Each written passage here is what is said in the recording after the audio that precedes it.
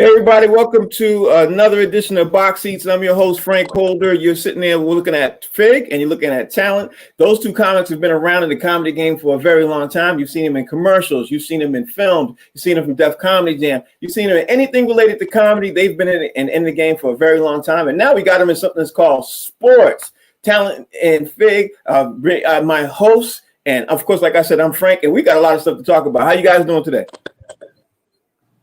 Talent, can't hear you. let me unmute myself. I'm great, man. Fig, how you doing? Man, you know. No, I don't know. All right, you guys already know how I get the show started, right? I always get down with the COVID report. So let me get the COVID report out the way real fast so we can jump into some stuff to talk about. The COVID report today, because we always got one, is Georgia and Missouri college football game has been postponed because of COVID. It happens to be the fourth game this week. And it also has Alabama and LSU, Texas A&M at Tennessee, Auburn at Mississippi State. They all have been postponed. And because why? Because of COVID. And it's always the same thing. We always have the same discussion. I'm going to throw it out to you guys again, because now it looked like COVID is taking up the entire news and all the sports channels and everything else. So, Talon, is there anything new we can say about this? You know, I mean, I don't know. Well, I mean, Frank, you said something yesterday that has to resonate in some form of fashion. At some point, these people have to take their own individual responsibility. I think that we all came into these seasons of sports kind of putting the responsibility on the organizations and associations.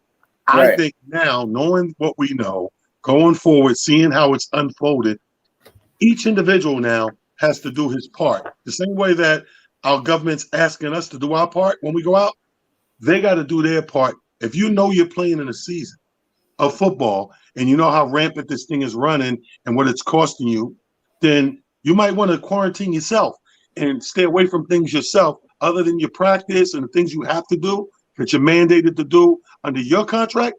Stay away from everything else. Right. I can't disagree with that. Go ahead, Fig. What your thoughts? Man, they kids. Yeah, that's my thought, man. They kids. I'm like, where the parents? At the end of the day, I'm like, you know, when you got college kids, you know what I mean, at college age, where are the parents saying, you know, I don't know, man. This is like the toughest thing as you could think of as far as I'm concerned. It's tough. Yeah. And I've got to say, just to add on to that, I just got to say that I'm getting sick and tired of talking about it every day. And it seems like money is the first and foremost thing. And that's not going to change for anybody, anything. Keeping this things moving on, I just want to do a quick asterisk and say Tommy Heinsohn, Celtics legend, passed away yesterday at the age of 86. Tommy Heinsohn was a coach and a player who won NBA championships in both, and one of the few who's been able to do that. So kudos to Tommy Heinsohn, and of course, condolences to his family. But continuing on, moving on, I saw some news this morning, man, and it got breezed by so fast, I couldn't believe that it wasn't a big deal. So I'm going to throw it out to you, Talon, and say this. Here's the news item. The NFL owners approved a new diversity measure where they say the teams will be rewarded draft picks if a certain team or teams decide that they want to pick a minority coach or personnel and hire them as a head coach or a GM. Now, they're going to give any team that does that 2 third-round draft picks.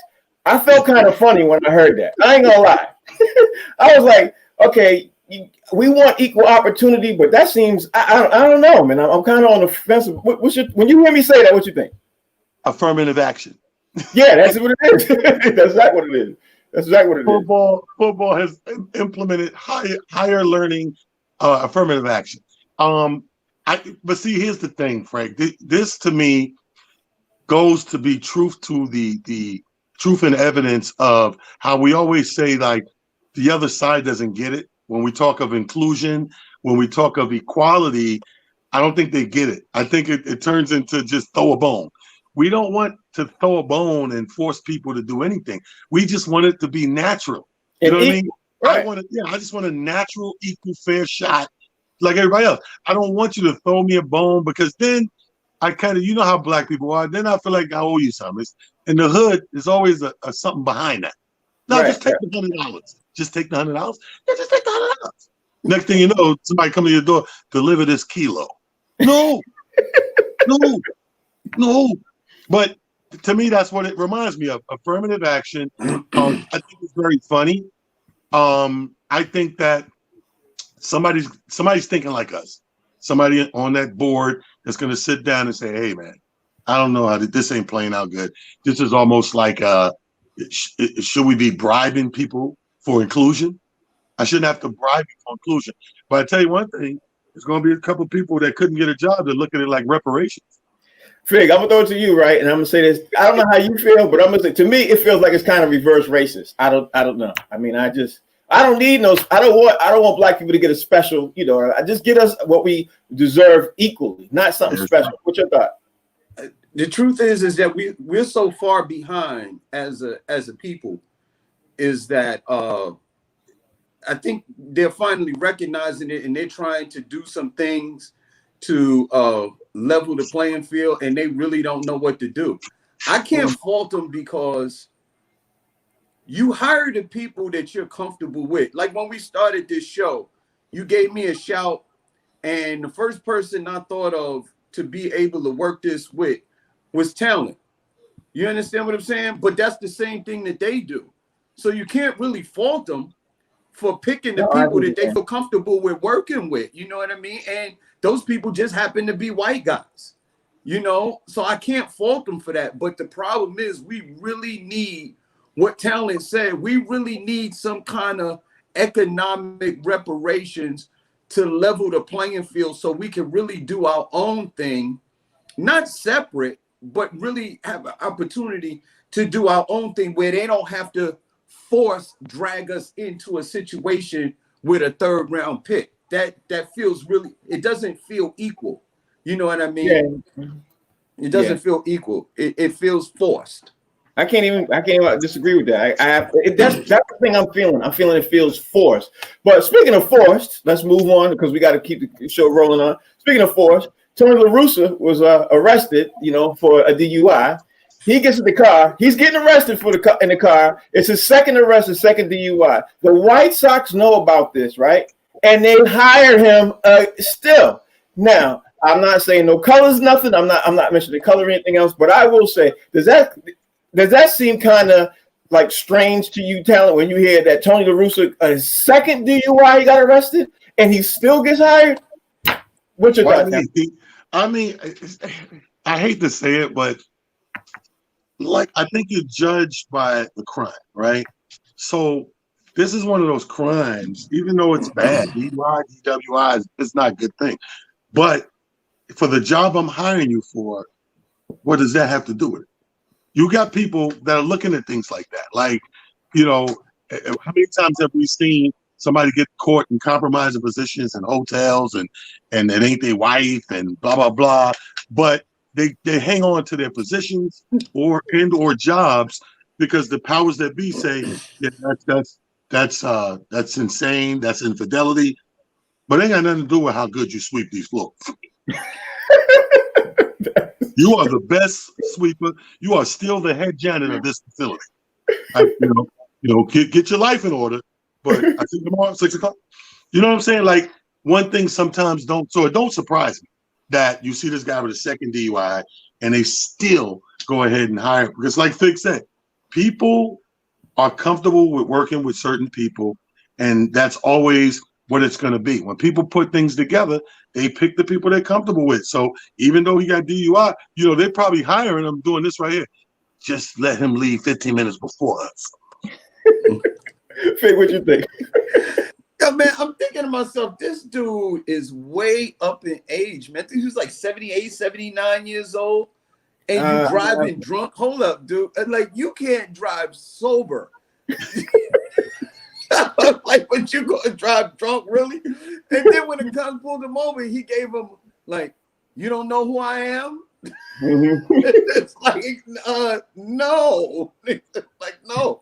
But I think the problem is that when you're a boss and you lead men, you have to hold yourself to a higher standard. The players wouldn't be able to get away with this without severe penalty and punishment. We've seen it in Major League Baseball. We've seen it in the NFL. And we also seen it in basketball.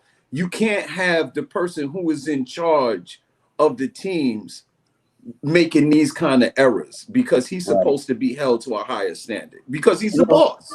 That's the excellent point. And the thing is that if it was a player would have been arrested and possibly kicked off the team, depending on the team and the player, how many times. And the White Sox still hired him. So I'm still trying to understand the logic of that, But Tony La Russa, he's part of the, what do you call it? The royalty, the Major League Baseball royalty. He's been in the league so long. Yeah, that's just him. And like Vic said, he's in his 70s. Maybe that's what it is. Anyway, we got to keep the show rolling on. I want to talk about some NBA stuff. But, before I talk about NBA stuff and bring stuff in, I got to get ready to bring in my man, Mr. Peter Gunz. As soon as he sits back in that seat, we got to let him know that he's about to be on this show. In case you haven't heard, Peter Gunz is a nominated rapper from the Bronx, part of the Lord Tariq and Peter Gunz rap group.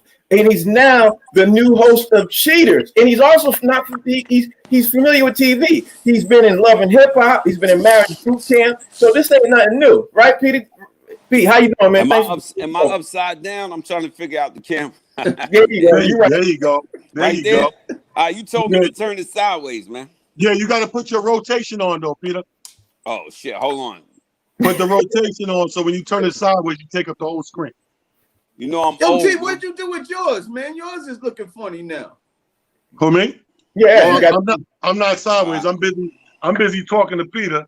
Well, shit. How you put the rotation on?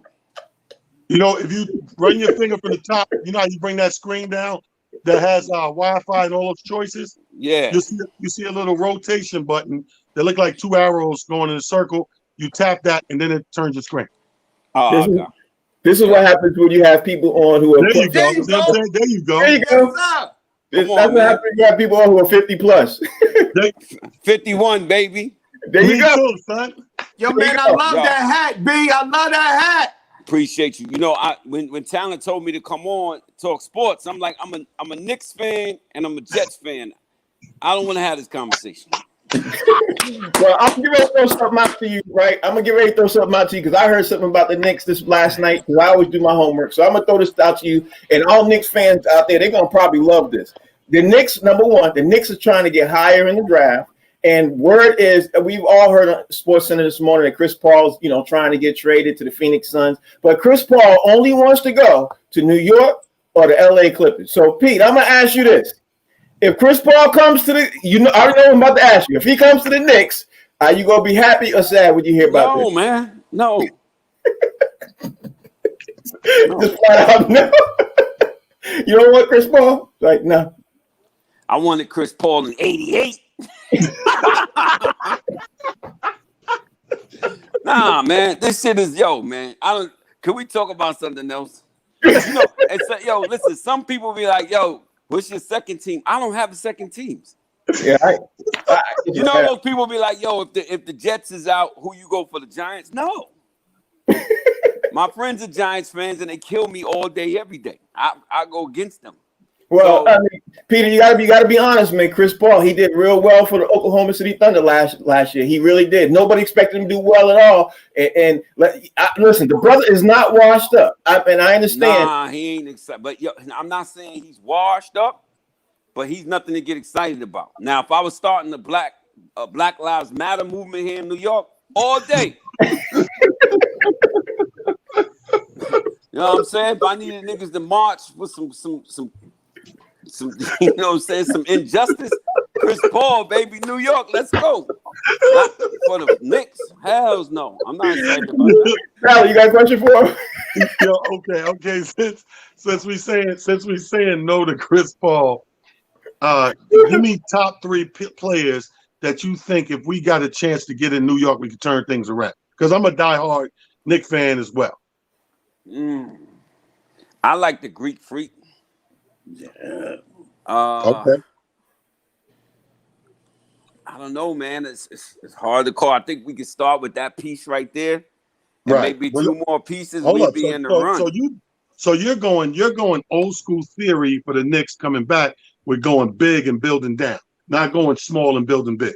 Yeah, I think big is. I think if we start with a big, you build around that. To me, that's all. Okay. I always like that. You know, those players that's hard to come by. Big, nice. You know what I mean? But I can't call it no more, man. I was excited when they got Stoudemire. I was excited about it. That didn't, you know what I mean? So I can't call it. It's like the new rap. When somebody come to me and be like, yo, what you think of the song? That shit is trash. And they go, that shit sell 8 billion copies. I'm like, I can't call it no more. So I don't tell nobody this shit is whack no more. I tell everybody they shit fire, so they don't look back and say, what you said, nigga? I can't call it no more, man. Hey, Fig, you got a question more? Yo, man. Hey, first off, man, yo, appreciate you coming on the show. Yeah, man. You are with two other, me and Talent, we die hard with you, man. We die hard Knicks fans with you. I just want to let you know, so you're not by yourself, and I feel your pain. I don't like Chris Paul neither, because the Knicks are famous for getting an old player after he had left his prime. So I don't want that. And I would giving them a ton of money. Yeah. Yeah. Stoudemire came and stuck the Knicks up, and then he stuck them up for like 90 million, 100 million. And he played what, like maybe two good seasons? 3 games. Yeah, man, listen, I know you say that you're a one-team guy. Me too. Except, man, with this last regime, man, I'm looking at the Brooklyn Nets, and I'm like, yo, they got Kyrie and KD over there.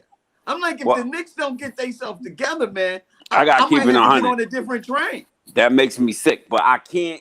Not just because I can't leave my team. I'm from the Bronx. I can't wear Brooklyn fucking jersey. Ain't never gonna happen. Respect. Ain't never gonna happen. All right, Yo, Brooklyn is New York and all that. I love my peoples in Brooklyn. I got family in Brooklyn, but being from the Bronx, I can't wear Brooklyn jersey. I used to be the guy to say when my team is out, I'm gonna go for the other New York team. It's New York is New York. Yeah. But when Brooklyn is bashing the Knicks, oh, look at your team and look at our team. Or when my Giants fans are killing me with the Jets, I can't jump on that bandwagon. All right, well, how you listen? Huh? I like the Saints, but I still don't call them my second team. I just don't have a second team. But I like the Saints because I spend a lot of time in New Orleans as well. So how are you feeling about the word now that the Knicks are trying to, have conversations with Serge Ibaka and see if they can get him a little bit under what he's asking for? Because Serge Ibaka is trying to get paid. And he looks like he's going to probably land, maybe go back to Toronto, possibly the Lakers or the Clippers. But the Knicks are definitely in discussion. So when you hear Serge Ibaka's name, how are you feeling about Serge Ibaka coming into New York? I mean, he don't knock me out either. You know what I mean? He's a big who can shoot. He can go out to the top. I'll take him over Chris Paul, but it doesn't make me want to go buy season tickets.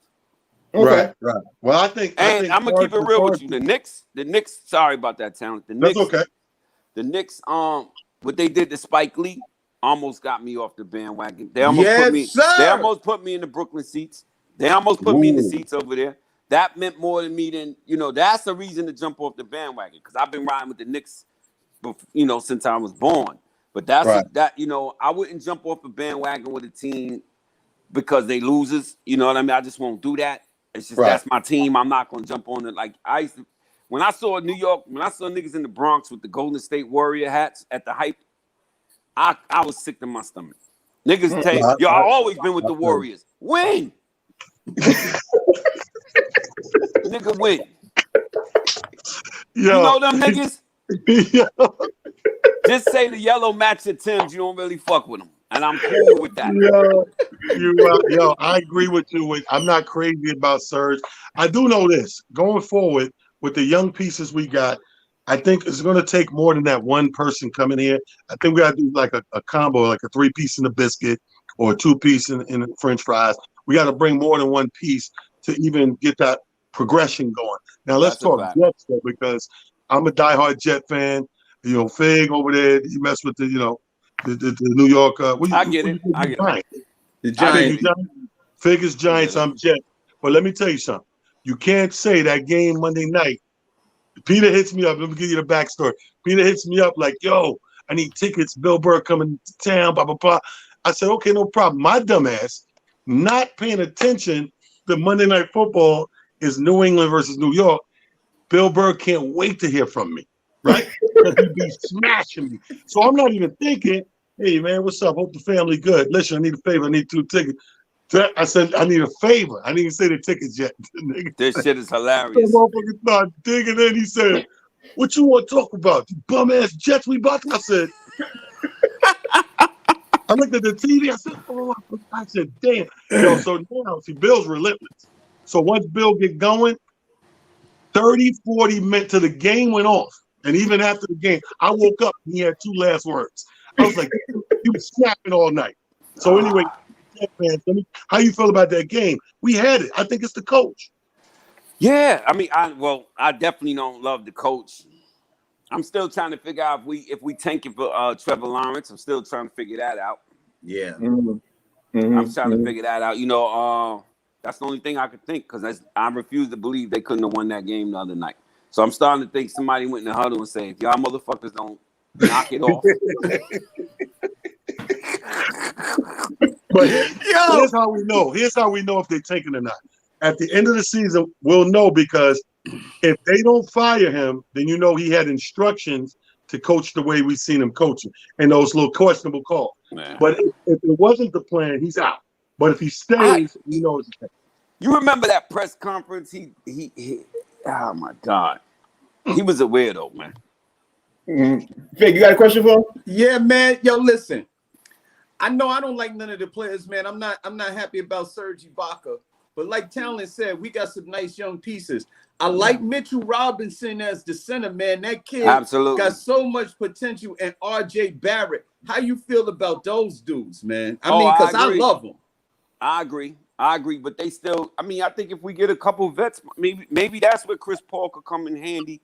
And maybe, you know, as a vet, mold them a little bit. But I still don't want to see them give Chris Paul, like, I ain't against nobody getting their bag.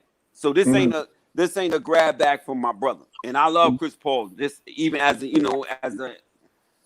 the president of the Players Association. Yeah. Right. Yeah. But I don't think at this point in his career I would want to give him a bunch of money. I would want to say that for something else. You know what I mean? But I think that he would definitely be a good addition to the locker room if nothing else. And I'm sure he'd still got a little gas in the tank. But we need some big moves. You see what the Brooklyn did? Mm-hmm. Yeah. Took both of them, and they both said we was never going to the Knicks.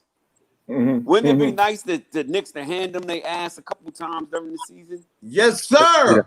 Like a true. Maybe a couple of them young pieces may surprise us. Well, but I've been saying that for 40 years, but.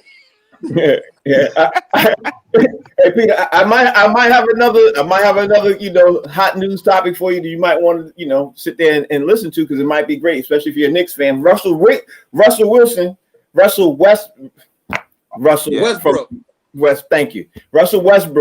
is in talks right now. Houston Rockets are having a discussion right now, seeing how they're going to keep both pieces.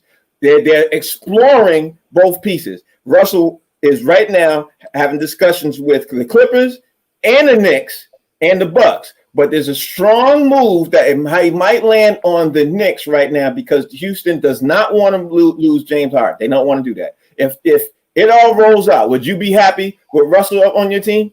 I wouldn't be mad at that. Okay. I wouldn't be mad at that. I'm not sure he makes the big difference, but I wouldn't be, again, bit of a veteran around those young pieces, still very athletic, still jump out the gym.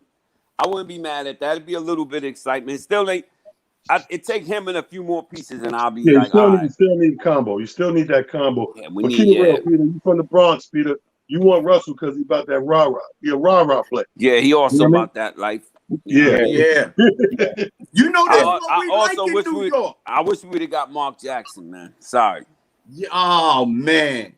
Yes, sir. I don't know why they doing that, man. I don't know why they holding my man from I don't know what's going on with them, man. All right, Talon, you got a question for him? No, I'm good right there. I'm just happy. I got one. Listen, we love Russell Westbrook because he bring that I might choke you thing like Latrell Sprewell back in the day. Yeah, he looked like he'll punch a hole through somebody too. All right. Anyway, I wanted to bring my man Rodney Perry in. Rodney Perry usually does a segment for us called "I Disagree." Rodney Perry, introduce. I learned the ball. Uptown is the place Oh. where I lay my dome on the streets. Oh, the homie, dude. What's up, man? Hey, man. Hey, I'm a huge fan. Let's just clear the air right quick. First of all, these are two fake Knicks fans perpetrating. What? Peter Gunz. Dude, these are not the homies. I'm telling you. Word. Okay. They will abandon the Knicks at any opportunity. No, I don't believe it. That's true. I tell you, I done seen it. I seen it with my own eyes, Pete. You saw them in Laker. You saw them in Laker. You saw them in Laker. You saw them in Laker jerseys this past. They had the Golden State Laker combo. Don't lie on the Knicks, fan. I'm Knicks for life. I bleed the orange and blue. I gotta be honest with y'all. This is the only one thing I'm gonna be honest about. Shaq played for the Lakers, right? Yeah. Yeah. And here's a dude bought my mom's a crib. Gave me money, signed me, toured the world with him. So Right. I when he used to play the Knicks, a little part of me was like, oh, you know what I mean? That's my brother. Right. But- That is. But what made me go stay with the Knicks is he would always like, all right, we beat in New York, we gonna bust their ass real quick, and then we gotta go to Boston. Well, you wanna meet me in Boston? So he used to talk about the Knicks like that. Coming to New York to bust their ass again, and then we going to Boston, and then we going, which way you want to meet me at? And I said, like, hold on, wait. You would just walk over that like that? He said, them niggas is trash. Hey, Rodney, you gonna stop playing me, man? Oh, You gonna stop playing me, bro? You know what that is? That's the dunk, That's the baby. dunk. I'm That's saying, the dunk, all I'm dude. saying is y'all not no one team guys. Hey, Rodney, ain't you from Chicago? That's right, Southside. Oh, that look like What Chicago side people, was man. this on? The dunk. And you know what? I'm really glad you guys able to pull that picture out because that's the last time y'all was good. But look, that's a fact. it's a fact. No, man. I mean, all this. I like that I like that Westbrook deal though. I think that'll be a good look for New York. He bring the attitude. He bring that grime. That New York. That gully. New York. He got all that shit. But he still a kick the ball out of bounds ass nigga though. You still gonna need a point guard. I agree. Like I think what Pete said is true. You can't get Chris Paul if you got to back up a bring struck to him. But if you can get Chris Paul for cheap, get him. Yeah. Right. Yeah. Well, let me ask Peter Gunz a couple more questions because the time is moving on. So consider we're still talking about the NBA and we talking about some major moves. Houston, we talked about Houston and everything else. New Jersey, the Nets, they're trying to get one more additional player. And I heard that the next player could possibly be Goran Dragic from Miami Heat. I heard that last night. Do you think Dragic going to the Heat? I mean, from the Heat going to the Nets. You think it makes the Nets be almost that team where like it's lights out? They definitely going to the final. Absolutely. I think if that's it. Hold on. Let me say this: if Kevin Durant comes, Can't hear you. One more time. Oh, hit your unmute Can you hear yourself, me? baby. Yeah, I hear you now. Go ahead. I don't know why. If Kevin Durant comes back half of who he was, yeah.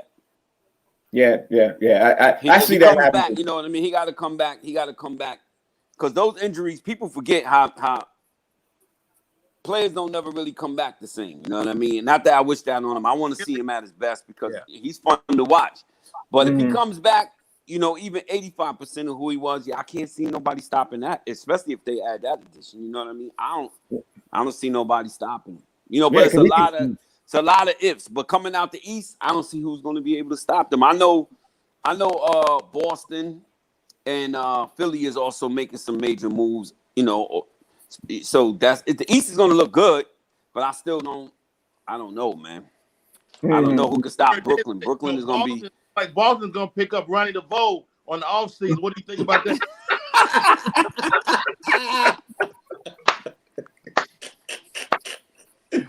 I don't find that funny. Yo. I don't find that funny. That's hilarious, man. Being from Boston, I don't find that funny at all. You from Boston? Yes, sir. Right? Yes, sir. I used to stay in Boston. My mom used to send me to Boston in the summers because she said the Bronx was just too rough. So she sent me my aunt's house in Roxbury. I lived at 144 Seaver. And Roxbury was worse than the Bronx, man. I was about to say she sent you from hood to hood. Yeah. I was selling weed in Dudley Station at 14.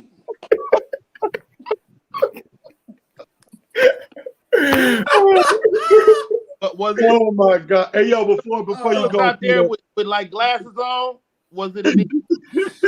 Yo, I ain't gonna lie to you. I had a shag like New Edition at that time. Yo, you know we all the same age. That's where I know them from. That's where I know. It's funny you say around. I know them from Boston because I went to Madison Park for a quick stint. I stayed in Boston and went to high school for maybe a couple months, and my mother said, "Bring your ass back," because she got wind of what I was doing in Boston. Yeah, I want to quick sidebar question before we let you go. Peter, how are you enjoying the new show, the new host of Cheaters? I actually caught 2 episodes by accident on the road, just in a hotel. Came on, and I was like, I'm hearing it in the background, and it was like a Mexican dude, I think. 1 second. You almost got into it with him. Yeah, man. I had a couple fights on the show already.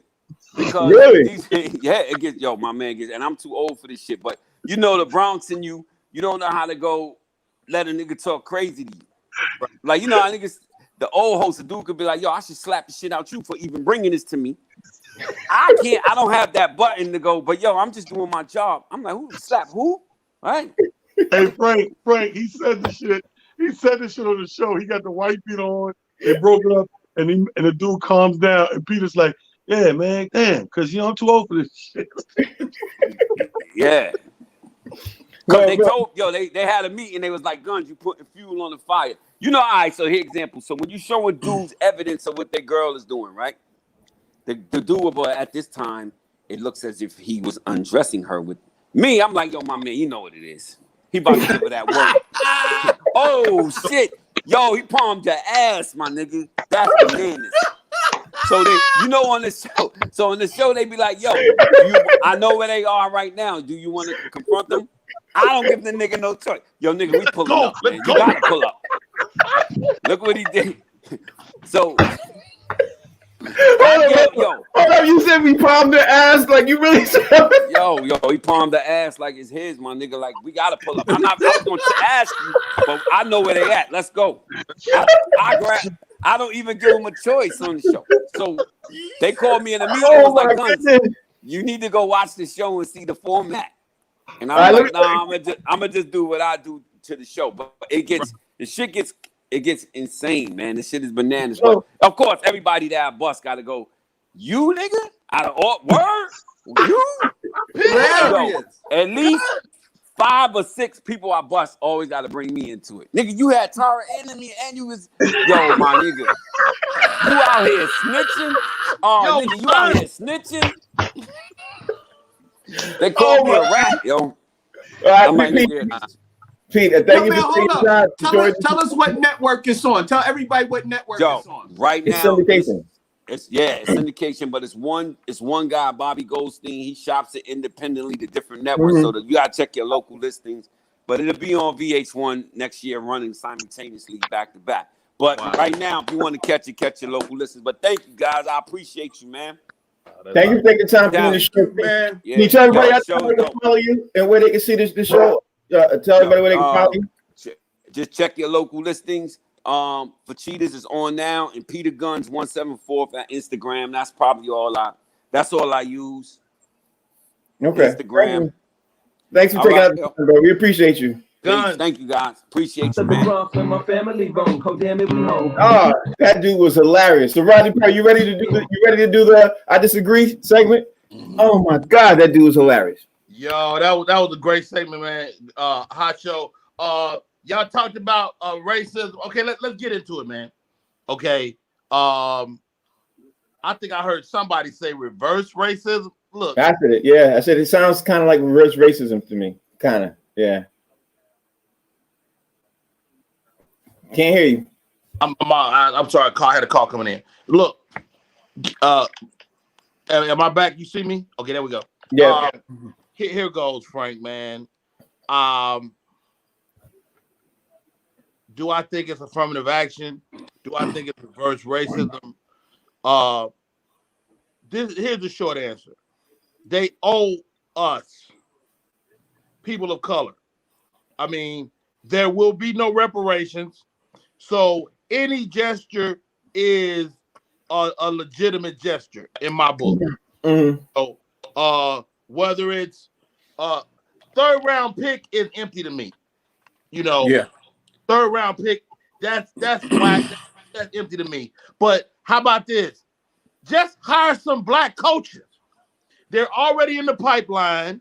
They're already assistants. They're doing everything they need to do, but they still not getting picked. So let's say this. Let's say if we got 32 teams, let's say 10% of them have to be black. Let's say that. Mm-hmm. Let's say 15% of them. And so what this is saying, it speaks less to black people and more to the ownership.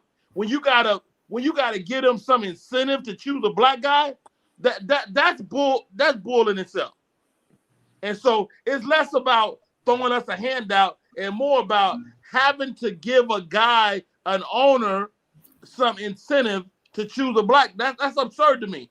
But then we get over on the other side in the basket with the La Russa deal, and we comfortable with that. Look, if you wrong, you wrong. There needs to be an across the board rule. Like it shouldn't be black rules and white rules and good old boy rules. I mean, like I get La Russa go way back in the annals of baseball history, but it's some bullshit. Mm-hmm. I don't know no other way to put it. I thought today, because Peter Gunz on, we might not get to see this, but we did have an analogy sighting.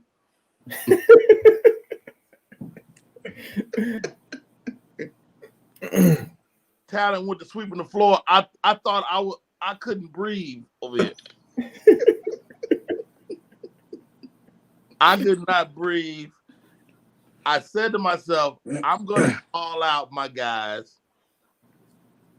with this whole one team situation. And they're going to pull out their little Michael Jordan getting dunked on pitch. I knew that. But I knew I was going to also redirect that energy to Boston with my Ronnie DeVoe comment. So, I mean, all in all, it was a glorious show today. I won't use a lot of time because we didn't have a lot at the top of the show. I like when y'all get excited though. When you Knicks fans, because it ain't a lot to get excited about. No, it ain't. So You right. you guys get to drum up some excitement and dig up your old hats and stuff. I love that. Did you see how far Fig had to go to find the hat? He went outside. He went outside down the around the corner. That hat, he was throwing stuff. Whoa, nigga. He finally came back. The show was over. It took Fig a half hour to find the hat. I told you I'm a Knicks fan. I was like, wow, okay. I'm gonna need Frank to be a little less sensitive about the Boston people. Just a little bit. Look, this is the problem with you guys in Boston. Y'all been good. Y'all was good for so long. Like, you look at the Knicks, they was only good 3 or 4 years. Okay? That's why they can deal with losing for 3 decades. Only good for 3 years. Maybe 5. But it's a pleasure to watch, man. Watch my guys, man. They going through it. And the Jets, talent. Can I give you 4 more mentions of the Jets this season? Because you got so excited for that last game. You like, But did you see it though? They could have done it. I wish they had done it for your sake, because you deserve some happiness. Both of y'all New Yorkers, man. It's the best city in the world. City in the world. And you guys are part of that lineage. You guys bring the comedy. You're awesome human beings, but your team sucks. All 8 of them do, but that's a different question. You know. Oh, horrible. It's teams that suck that we don't know about.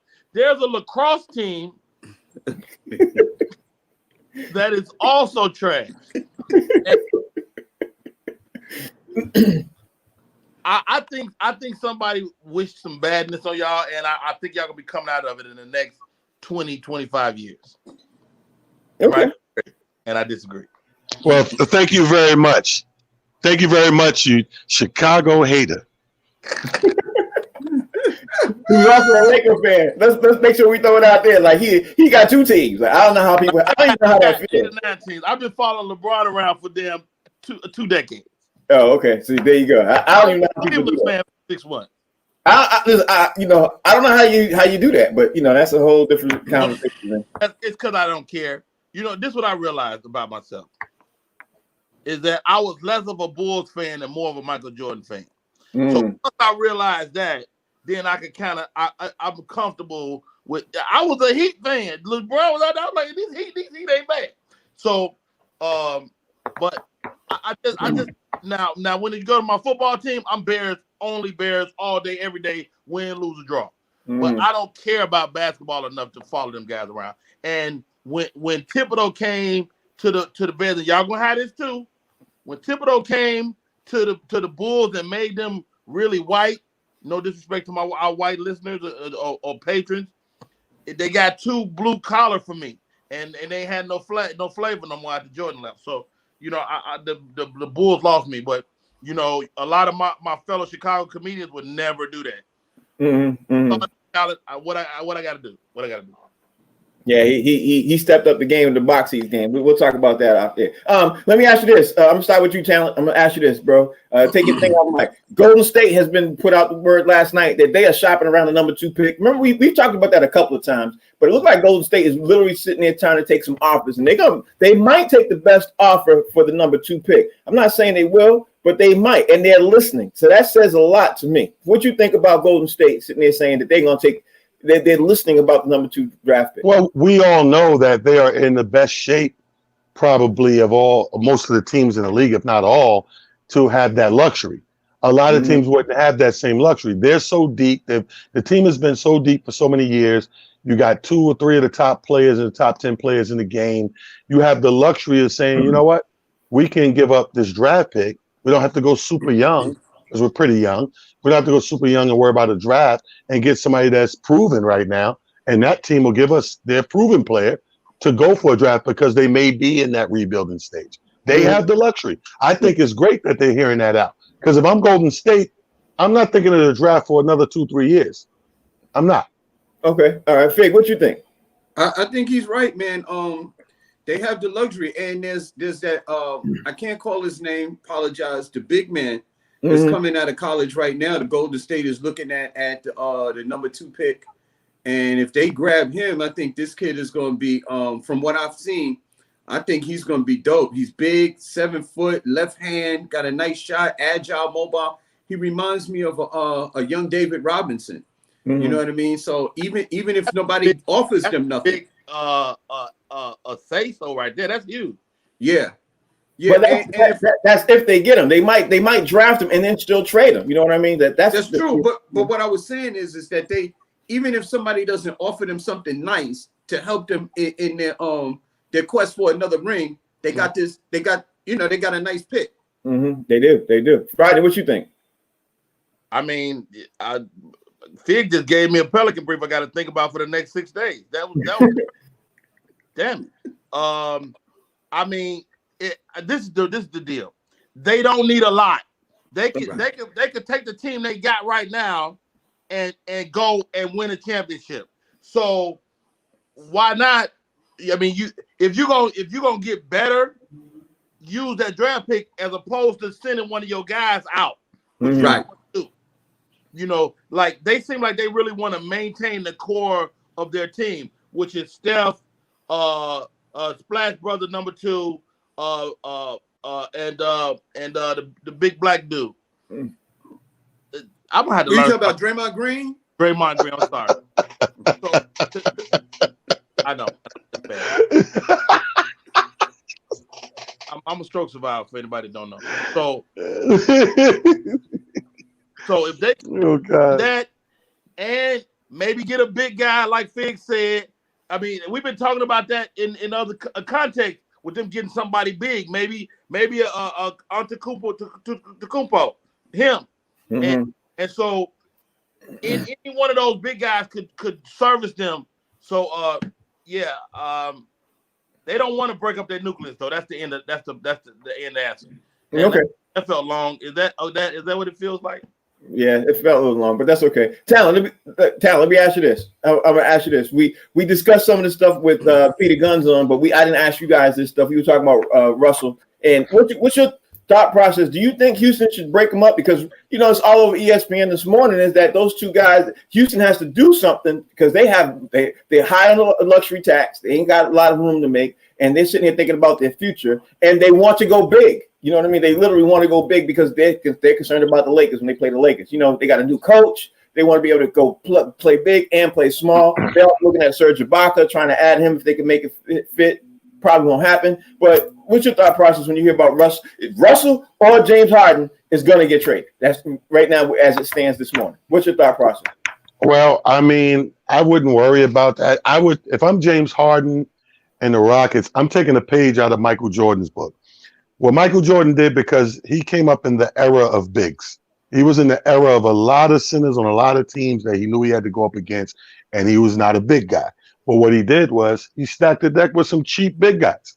He had 4 or 5 big guys that meant absolutely nothing in the grand scheme of things, but I got bodies to put on bodies.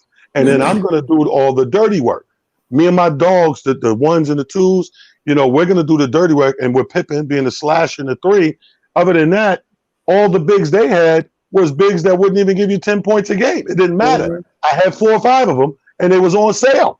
Go find you some big dudes on sale, right?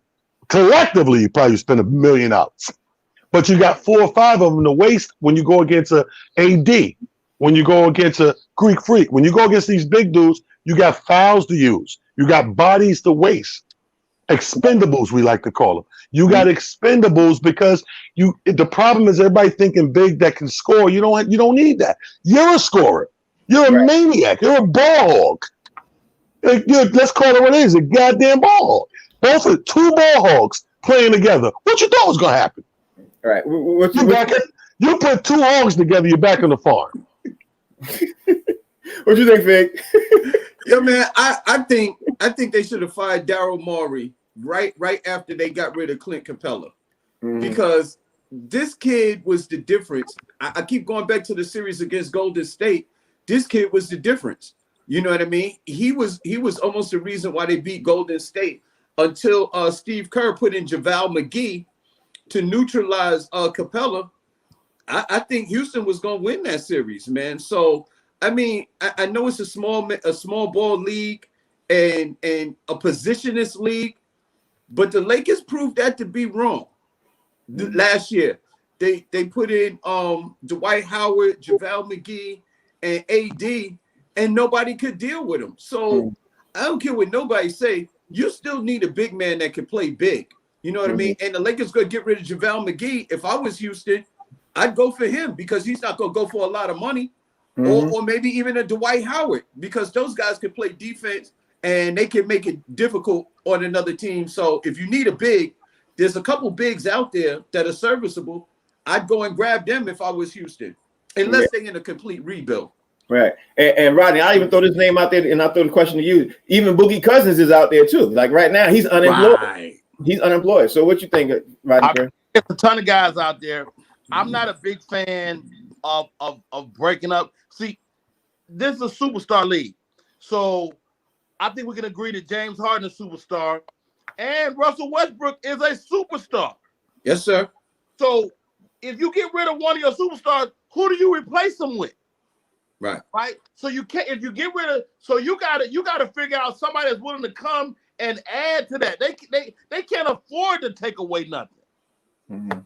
I don't think Houston is one of the teams that's been close, but they're stuck between LeBron, who came west, and Golden State, who is already west. And these are fucking great teams. And they're just getting better. And so they can't give up nobody. They got to change the way they play. Talent said it best.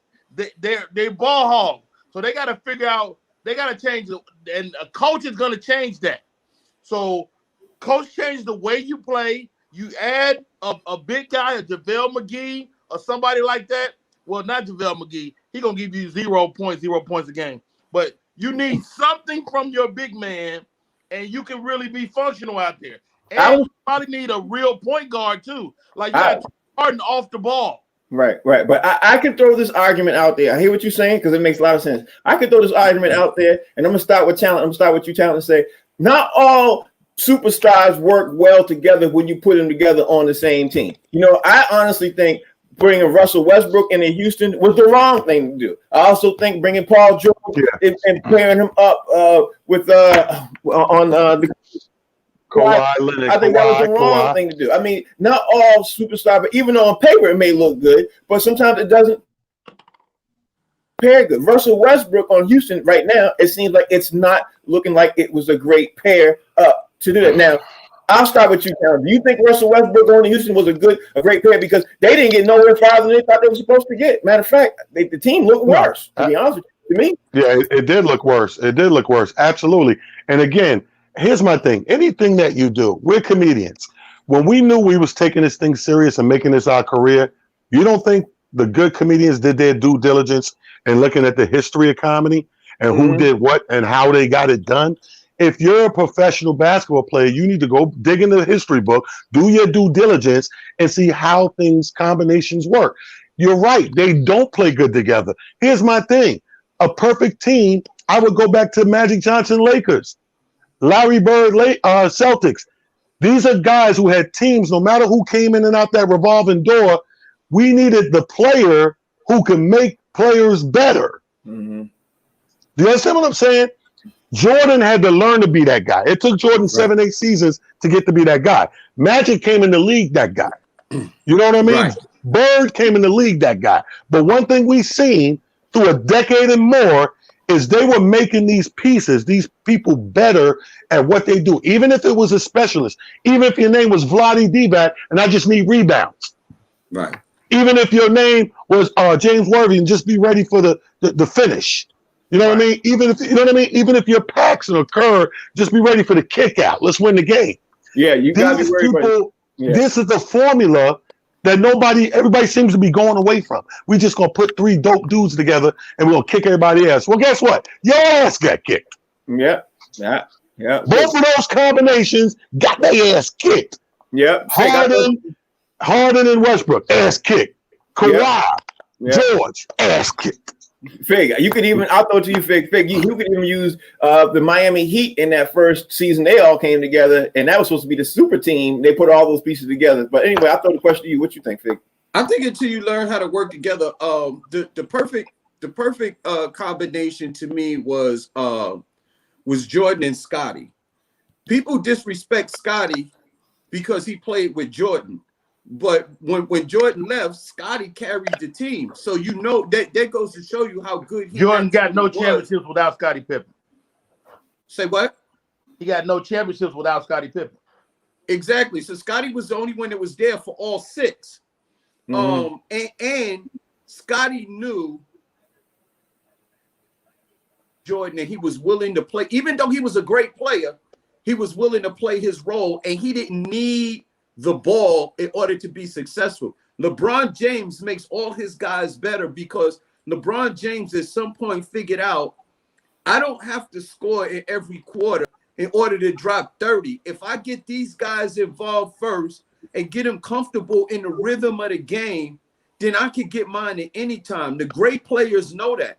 A player I don't like about James Harden is nobody gets the ball until he can't score. And that's what makes him ineffective. The last 2 is Clay and Steph. Clay don't need the ball to be successful. You could give Clay the ball any given time, and if he could get his hands above his shoulders, Clay could score. It just works. Yeah, I'll throw this out to you, Rodney, and to go on the top of what they're saying. You look at what the Celtics did when they brought in KG. You know, they already had Paul Pierce. He drove to the lane. Yeah, they had to get two other pieces, somebody down low and somebody who could shoot on the outside. And that the first year they got together, they won a championship. You know, right. But Rodney, like what Talent said, what Figure said, when you get players together, you can't get the same identical player. You got to get a player who fits his piece, his part to help. So it basically, I guess this whole thing really falls on the fault of the GM. You know what I mean? GM. It's GM driven. It's coach driven.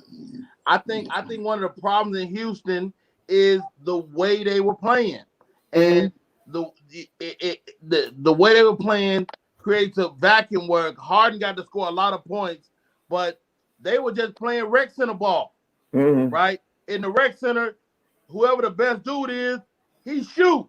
Period. You know, but you can't win the NBA like that because in a 7-game series, cats is looking at you. They watching tape. They taking your best thing away from you. And so I like what Fig said about Golden State. You got to have guys that can score without the ball all the time. And Westbrook needs to have the ball, and Harden needs to have the ball. That in itself creates a vacuum where you can't get it done. I think those guys could benefit from a point guard. Let Westbrook move to the 3, Harden run the 2, and they have a good point guard coming there, a Van Fleet or one of them guys to come in there and really make a difference in Houston. But how about this before we go? Also, it matters the era you playing in. You know, there's always somebody got to lose. You got the Lakers, you got Golden State, you got in the East, you got the Nets, you got the Knicks. My bad. You got you got the Heat now, and so is Houston gonna be able to stay in that mix? I say probably not.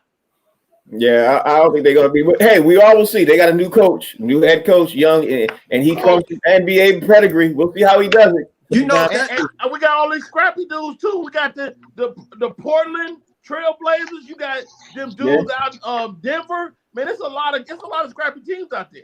You know what's sad is that Paul Silas finally got an opportunity to be a coach after being an assistant coach for 20 years. And the team that he gets the job for, it seems like they're trying to get rid of all their stars now. Yeah. That's sad. You know what I mean? Welcome to Houston. Yeah. With that being said, Talent, tell everybody out there how they can follow you when you get off the phone. Yeah. No, I'm on with Dolan.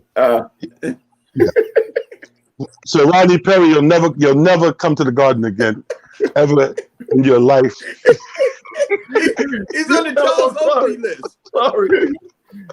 Turn out that follow me on Twitter at It's Just Comedy, Talent the Comedian on Instagram, and King Talent Harris on Facebook. I look forward to y'all seeing me, man. Tonight gonna be dedicated to Rodney Perry.